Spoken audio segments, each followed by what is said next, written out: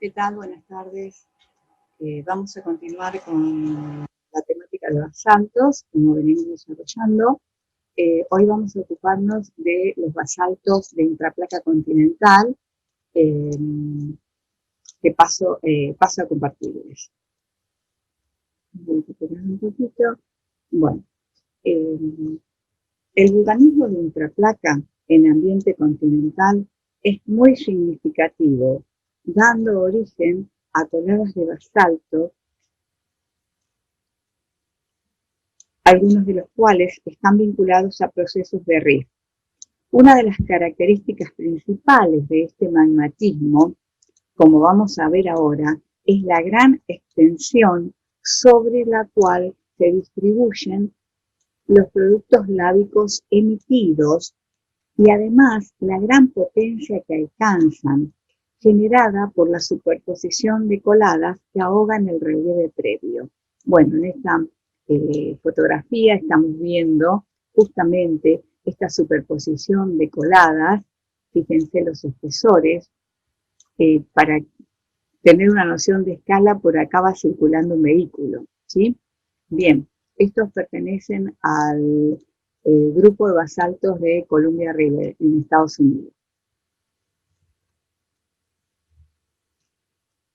Por su desarrollo y volumen, el magmatismo de intraplaca continental es el responsable de la generación de estos basaltos, basaltos toleíticos, llamados también basaltos de inundación, donde para explicar su génesis se recurre a la presencia de plumas mantélicas, que es la manera de poder explicar los grandes volúmenes de basaltos continentales, que son los que constituyen los platós basálticos, que seguramente han oído hablar de los platós basálticos, y que también se denominan flujos basálticos continentales o provincias basálticas.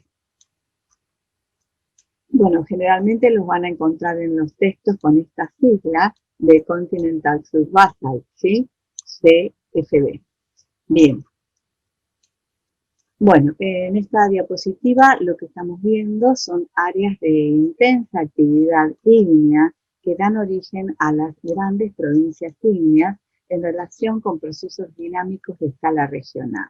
En particular nos interesa el plató basáltico de Columbia River, el de Paraná,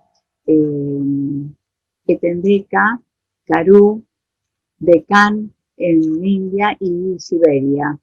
Además están señalizados también los platós basálticos oceánicos. A nosotros en particular nos interesa el de Ontog Java, porque después, bueno, vamos a hacer unas comparaciones de los análisis químicos de los basaltos en ambiente oceánico, basaltos toleíticos en ambiente oceánico, con basaltos toleíticos de ambiente continental, como algunos de Columbia River y también del Karoo, de Sudáfrica, ¿sí? El Karoo está en Sudáfrica. Bien.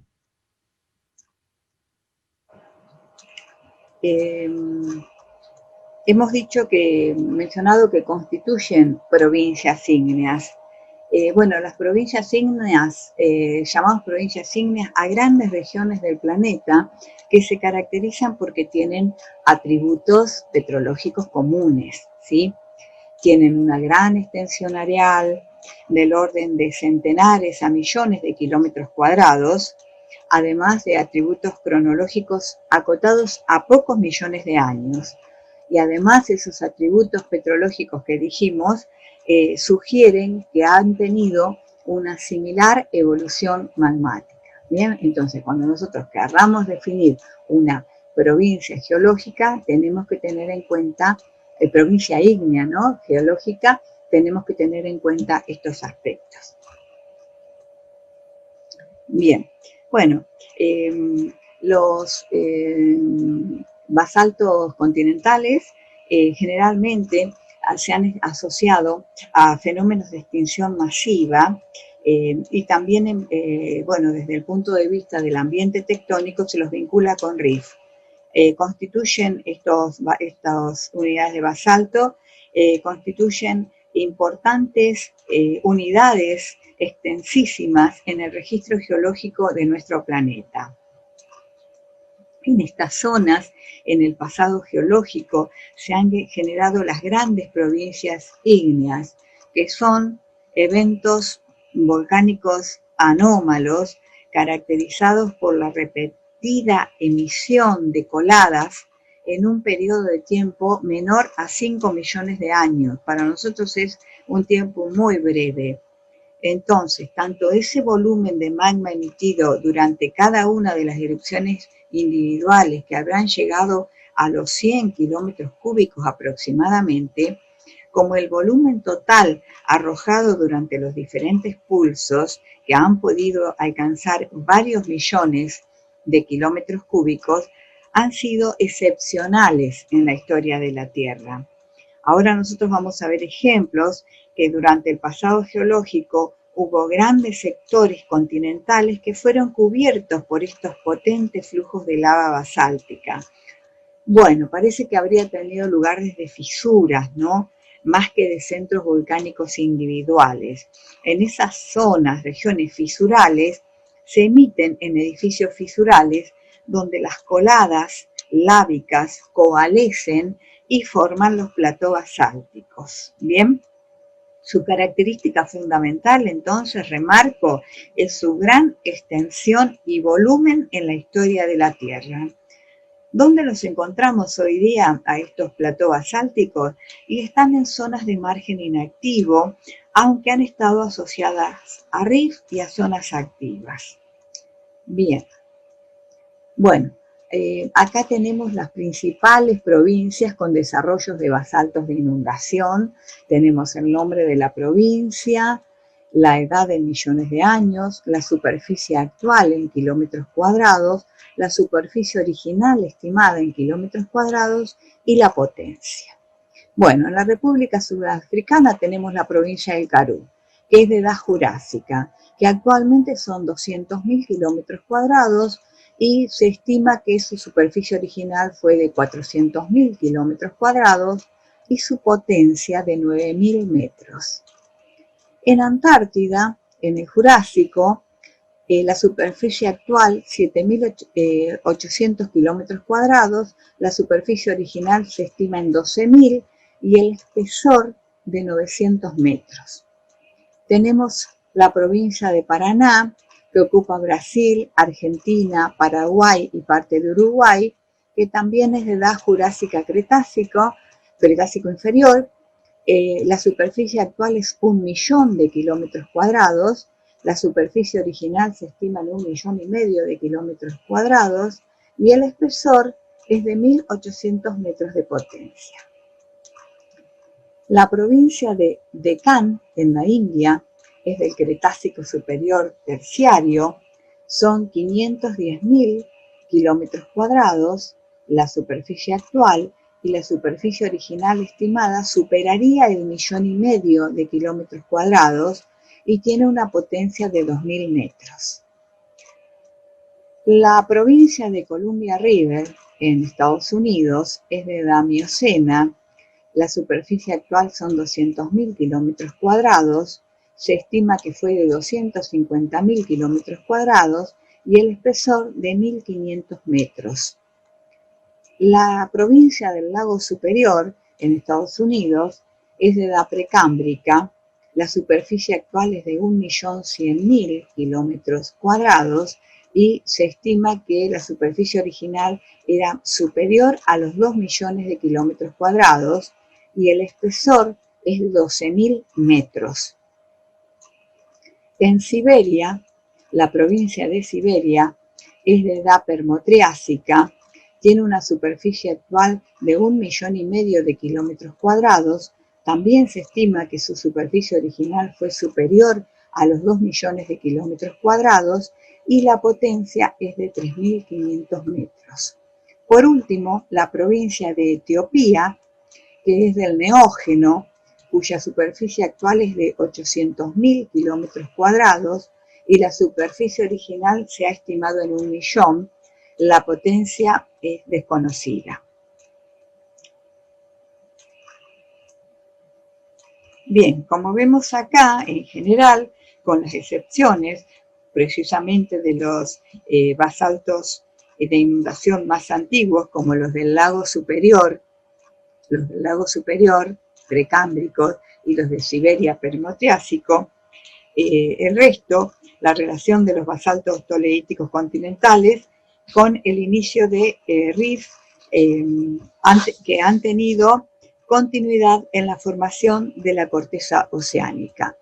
Y esto, por ejemplo, un ejemplo es los basaltos de inundación de Paraná, Etendeca, Karoo y Antártida, así como los de Deccan, están relacionados con eventos de fragmentación de Gondwana, mientras que el de Etiopía está relacionado con el inicio de la actividad del Rift africano, como vamos a ver. Esta asociación de basaltos de inundación a partir de áreas de emisión concretas y su evolución posterior a zonas de Rift continental sugiere la similitud entre los procesos petrogenéticos en el magmatismo de intraplaca continental y oceánica. Bueno, en esta figura lo que nosotros estamos viendo es la provincia de Paraná y la provincia de Tendeca, que tienen una edad y una posición que ha sido ubicada en proximidades del hotspot de Tristán da Cunha, que nosotros lo vimos en la clase, vimos a Tristán da Cunha en la clase anterior. En el momento del desarrollo inicial estuvieron en esa posición del rifting del Océano Atlántico Sur. La combinación de desarrollo de rift y plumas da como resultado esa anomalía térmica que probablemente haya resultado en el desarrollo local de estos basaltos de inundación, de estos basaltos continentales de inundación. Fíjense que están en el continente. Bueno, en esta fotografía espectacular estamos viendo los traps de Deccan en India. Fíjense el volumen, este paisaje escalonado que se corresponde con las coladas. Tenemos el mapa para que ubiquen ustedes en el mapa la extensión en India de los traps de Deccan. Estos son los basaltos de Columbia River, del río Columbia en Estados Unidos. ¿Sí? Acá hay una separación de 5 grupos de basaltos, por eso se habla del grupo de basaltos de Columbia River. Después tenemos el magmatismo de la provincia magmática Paraná, que forma parte de una gran provincia ígnea que se extiende en toda la región mesopotámica argentina, gran parte de Brasil, Paraguay y Uruguay, y como vimos en la tabla, se estima que llegó a cubrir una superficie aproximada de 1 millón de kilómetros cuadrados con coladas de basalto. Acá tenemos ejemplos de cataratas, del paisaje de cataratas, y este también es de los grandes platos basálticos de la cuenca del Paraná. Bueno, también tenemos los traps de Siberia, ¿sí? El mapa de Siberia, donde ustedes ven la gran extensión, acá tiene una escala para calcular el área, y este es el límite, lo que sería el límite de la provincia de los traps de Siberia. Bien, bueno, ¿qué podemos decir del magmatismo de intraplaca continental?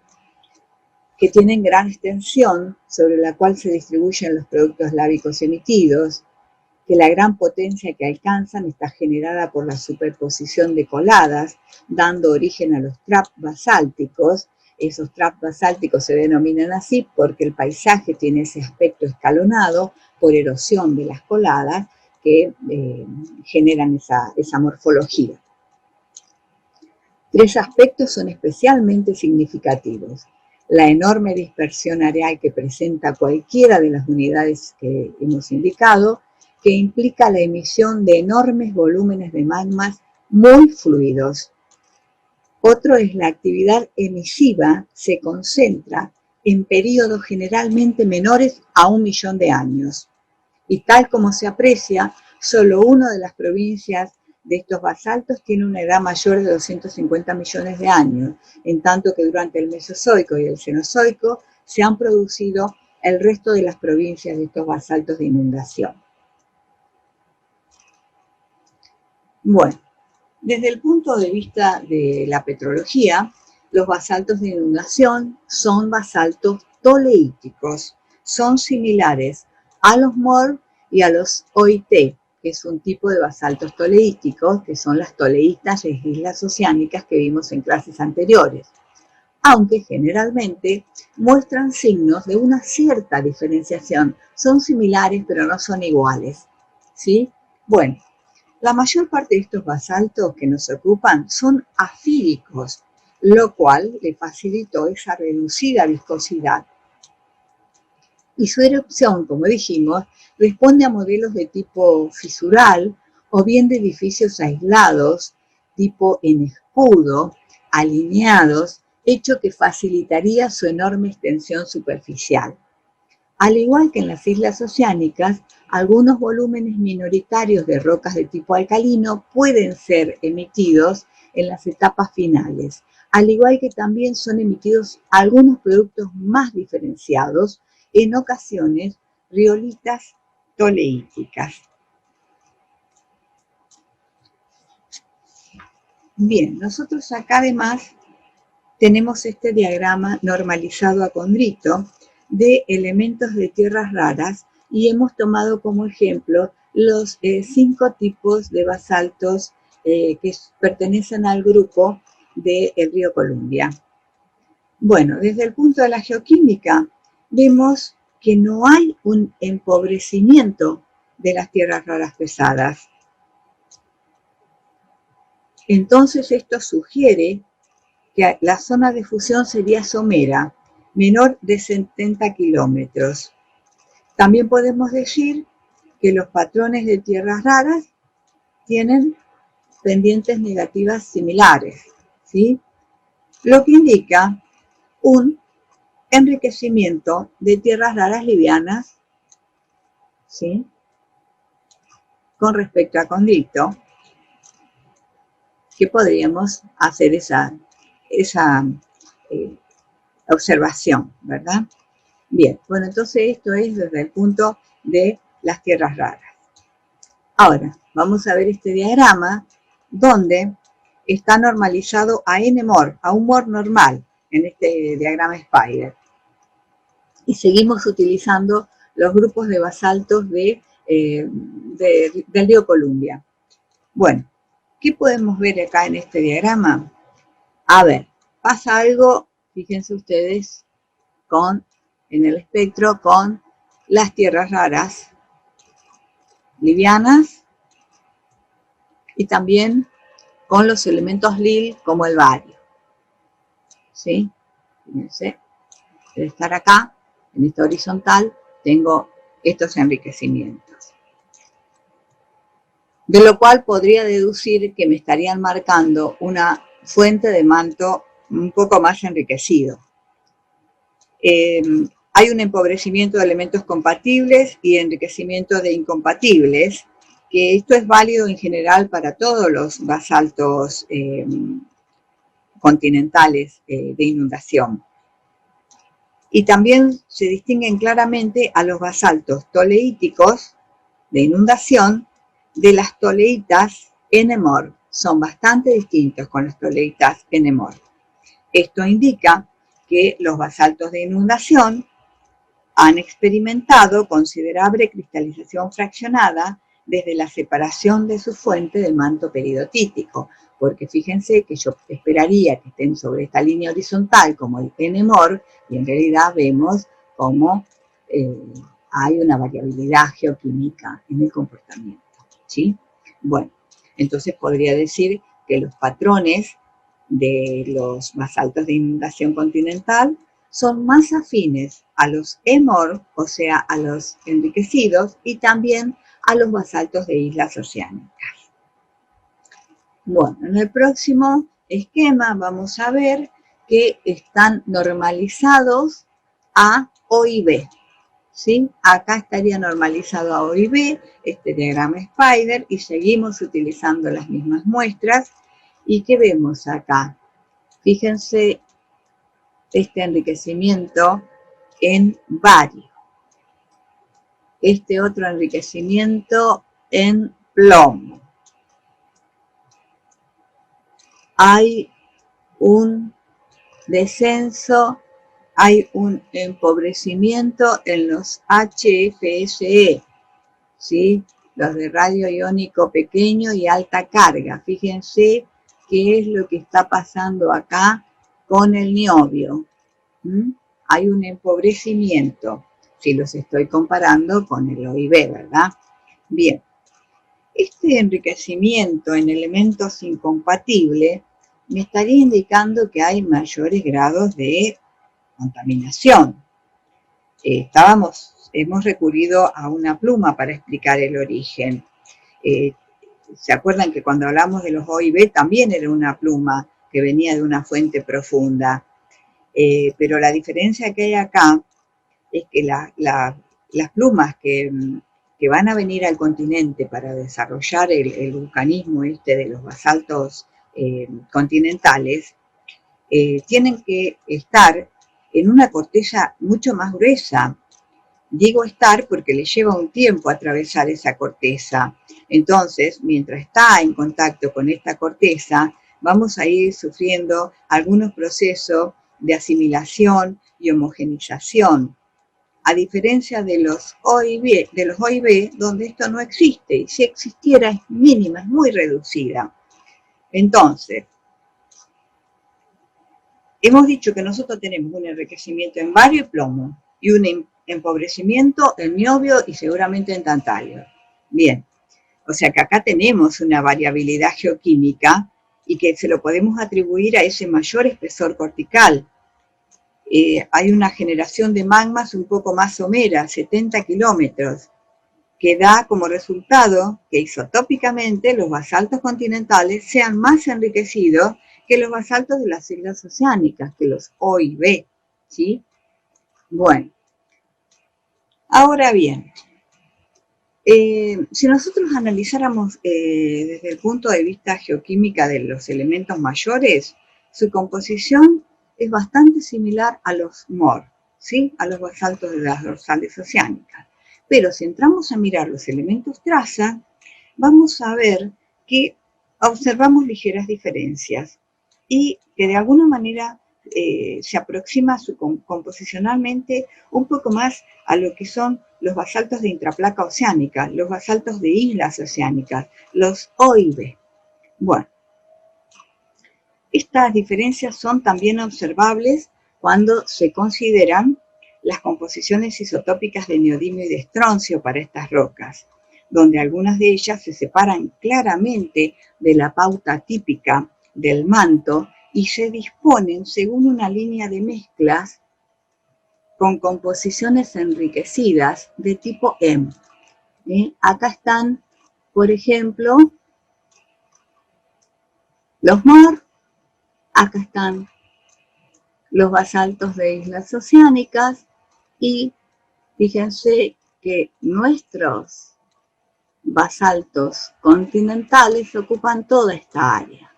Entonces, en parte se parecen, se han alejado de los MOR, se parecen a los OIB, hasta acá podríamos decir hasta los OIB, pero bueno, siguen diferenciándose, se van yendo, haciendo como esta línea de mezcla que nos lleva a las composiciones tipo M, donde había componentes corticales, como vemos en este esquema. Bien, bueno, ahora si nosotros nos fijamos en este diagrama, que seguimos con este modelo, vamos a ver acá los distintos grupos de los basaltos de Columbia River. vamos a ver que la mayoría de las composiciones son equivalentes a los basaltos de tipo MOR y al BSE, o sea, a la composición isotópica de la tierra silicatada en su conjunto. Pero también vemos que se escapan de ese lugar algunos valores, lo exceden, y se identifican composiciones enriquecidas, donde yo veo que acá el valor del estroncio 87 y estroncio 86 va en aumento, son valores más elevados. Y esto es lo que, recuerden ustedes, nos sugiere la participación de material cortical que quizá haya sido reciclado en el proceso. ¿Sí? Bueno. En esta tabla lo que nosotros tenemos es lo que les comentaba hoy.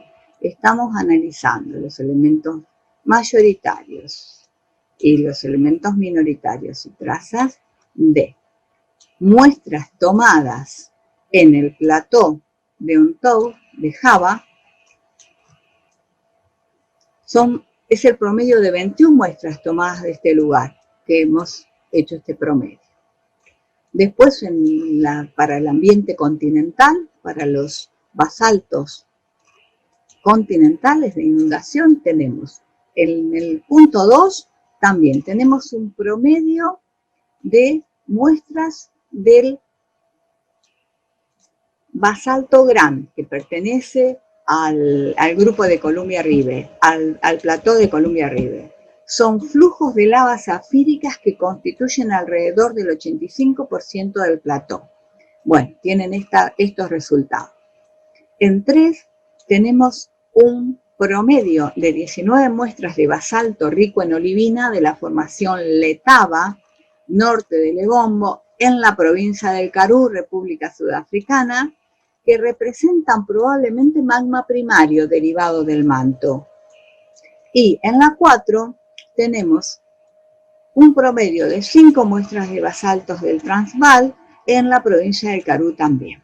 Bueno, aquí tienen que analizar, en los elementos mayoritarios dijimos que no habría grandes diferencias, pero fíjense el contenido de potasio para un ambiente oceánico y para un ambiente continental. Después fíjense en los elementos Lille y en los HCF, cómo varían, ¿sí? Por ahí de tantalio no tenemos datos de niobio.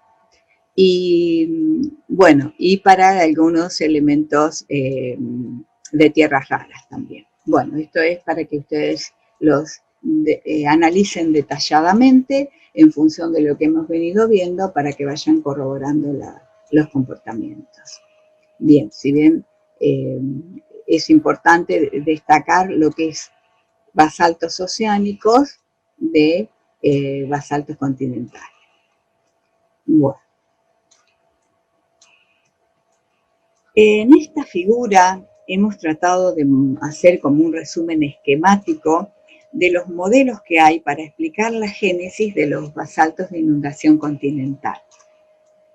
Bien, si nosotros vemos a la derecha del gráfico, el mecanismo acá principal que se propone es el punto de acceso de un hotspot de la pluma, que va a iniciar este fracturamiento intracontinental.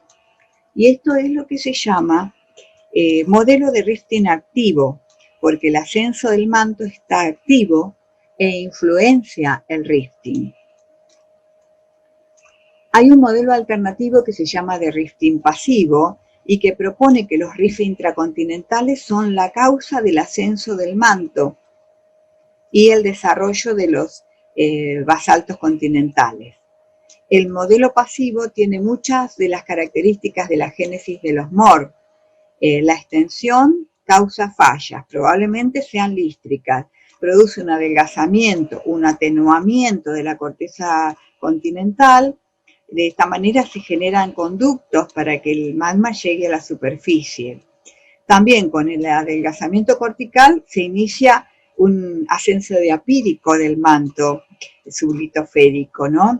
Y bueno, y uno esperaría que acá, bueno, mientras asciende, se produzca descompresión, esa descompresión produce fusión parcial en el manto ascendente como diapiro, y de ahí y se generen los basaltos de inundación continental, y de ahí es que se ejerce como una, o sea, se relaciona con esa similitud con los MOR, ¿sí?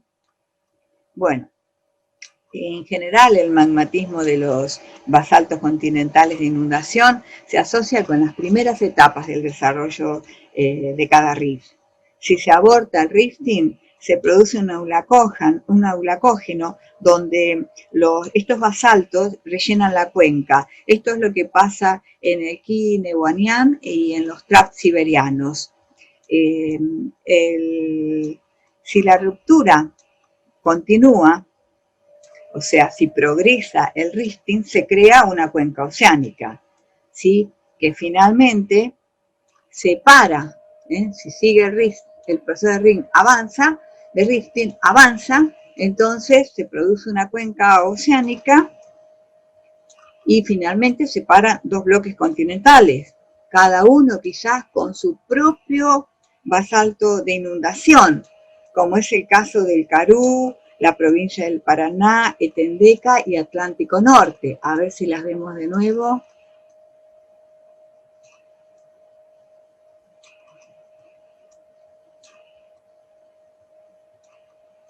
Me quedaron bastante.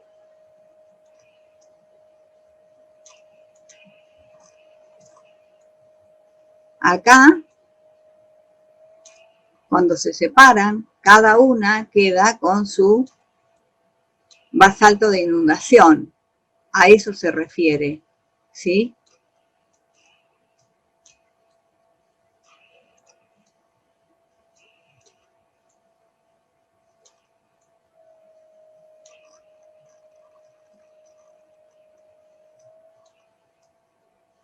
Vamos a seguir con el modelo. A eso se refiere. Entonces, este sector del esquema podría explicar el desmembramiento de Gondwana.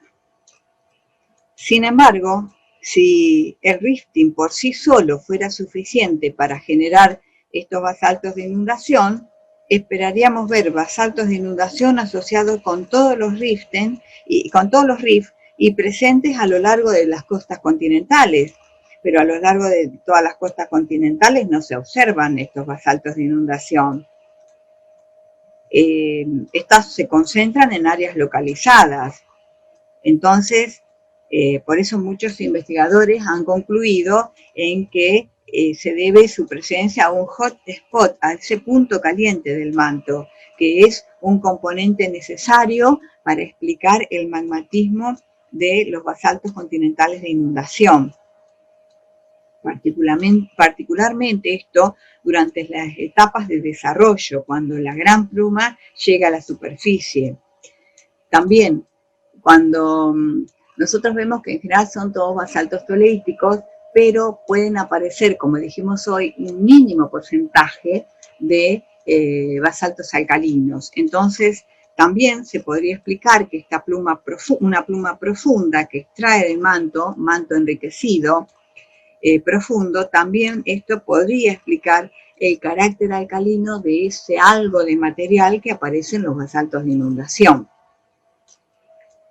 Bueno, fíjense que yo señalé acá como que esta es la parte del manto enriquecido y esta es el manto deprimido, como dice acá, o el manto empobrecido. Acá nosotros estamos en el esquema, estamos en el nivel de los 660 kilómetros, ¿sí? Lo que sería la capa D. Entonces acá estamos separando esos dos reservorios magmáticos, ¿sí? Bueno, entonces el modelo de rift activo, entonces en esta figura, incluye una columna de punto caliente ascendente, como dijimos, desde este nivel de los 660 kilómetros, originada en esta capa D. Bueno, por la naturaleza evolucionada que tienen los magmas de los basaltos continentales, la existencia de una cámara magmática generalmente aparece en casi todos los modelos. Acá, en la base de la corteza, aparece esta cámara magmática, que también ayuda a explicar el modelo de génesis de los basaltos de inundación. Y bueno, también ha sido incluida en esta figura, como vemos, ¿sí? Bueno, otro modelo que se maneja es el de, para explicar el magmatismo de Columbia River, este ejemplo que veníamos viendo hoy. Ese magmatismo parece estar en relación con la extensión en un contexto de subducción, en un contexto de trazar, que ahora lo vamos a ver con un poquito más detalle. Pero el modelo quizás más apropiado es uno en el que el rift crea esta cuenca enciálica de Bacark. Este sería el caso. A pesar de que la causa exacta de la propagación del Bacark no está clara, hay varios modelos que sugieren que la extensión de Bacark es un acompañamiento necesario de la subducción. Tal sistema de Bacark por sí solo generalmente no se considera suficiente para generar la cantidad de basalto que se encuentra en las provincias de basaltos de inundación, como es el caso de Columbia River. De lo contrario, encontraríamos más basaltos de inundación de retroarco. Por lo tanto, como no es así, se sospecha la intervención de una pluma. Bien. La combinación de rifting en retroarco, acompañada por la elevación del manto, que sería esto, ¿sí? Y el elevado flujo de calor, más la pluma del río Snake, Yellowstone, probablemente sea el responsable para la creación de este grupo de basaltos de Columbia River. En cambio, los traps siberianos y los basaltos del Keweenawan indican que los puntos calientes pueden producir magmas máficos en el interior de un continente en un rifting limitado, como es este del centro de la figura. Fíjense acá, el recorrido del hotspot del río Snake y el Yellowstone en el noroeste de Estados Unidos también resulta de un vulcanismo basáltico, pero el volumen de basaltos en ese estrecho graben de la llanura del río Snake es considerablemente menor que los basaltos de inundación propiamente dichos. Bien.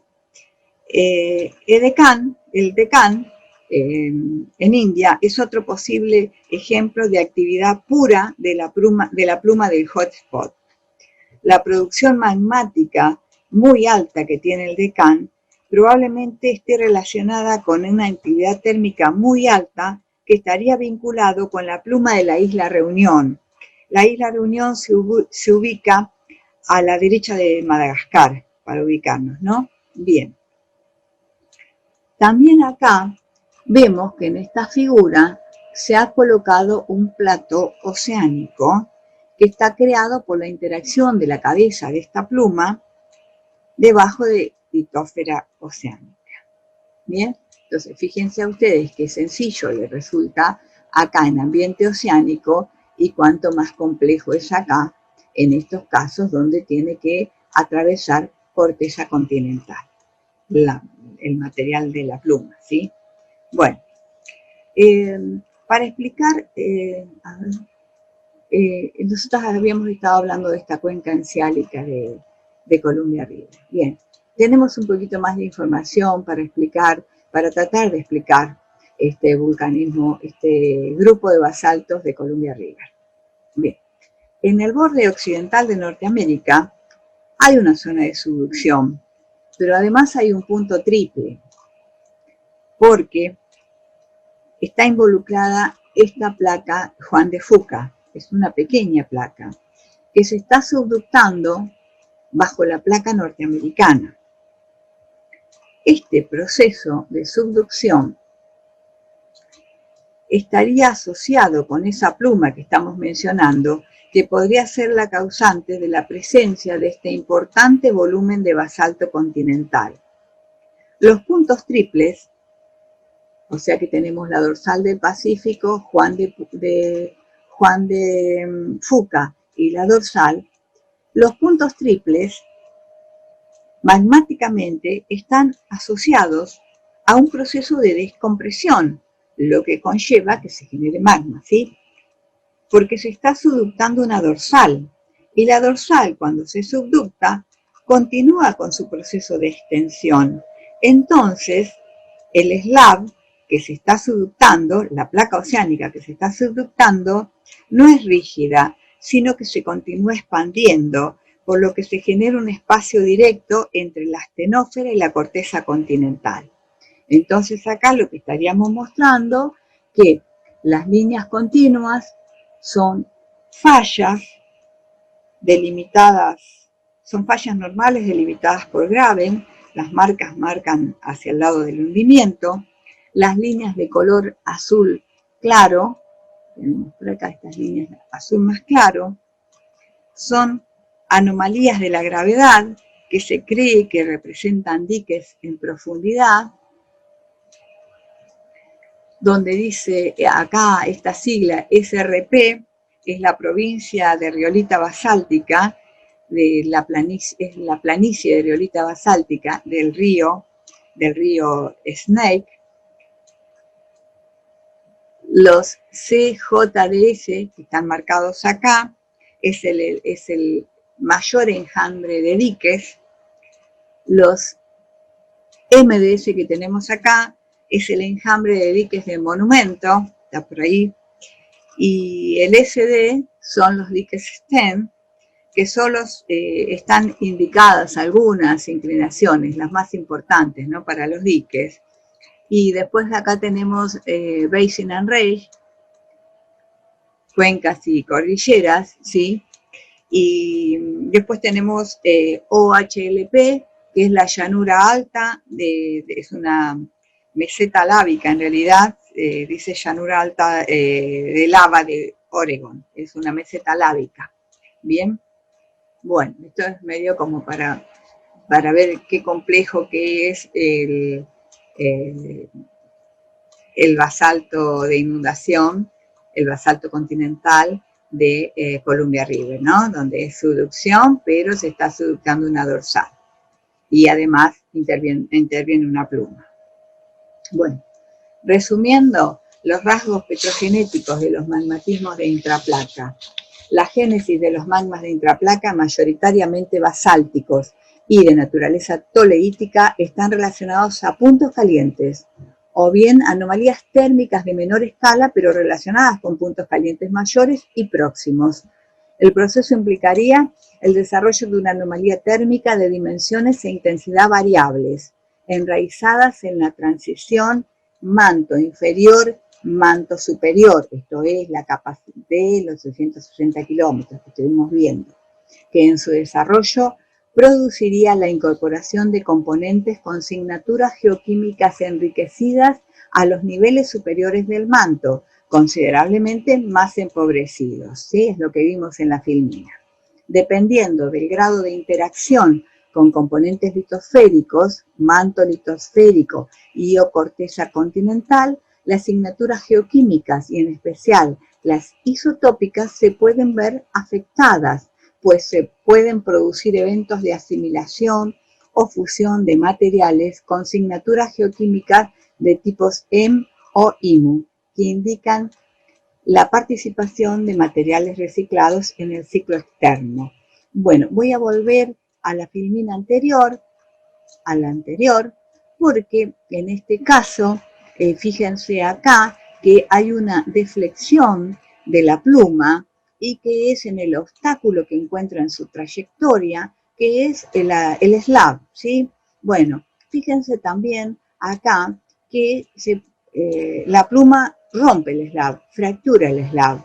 Entonces ahí es probable que incorpore material del eslavo, ¿sí? Pero también, fíjense acá que he destacado que está en amarillo, estos son los sedimentos continentales que trae el eslavo. Entonces acá también sucede algo con la pluma en este ambiente, no solo que toma del eslavo lo que ha fracturado, incorpora, sino que también se contamina con estos sedimentos continentales. Eso es lo que produce la deflexión de la pluma, que no pasa en estos lugares donde no se encuentra en su paso con el eslavo. Eso quería aclarar eso, ¿sí? Bueno, con esto hemos finalizado los basaltos de inundación. El próximo tema que vamos a ver es este riff, también asociado con rocas de la serie alcalina. Bien, bueno, los espero la próxima clase. Saludos cordiales para todos.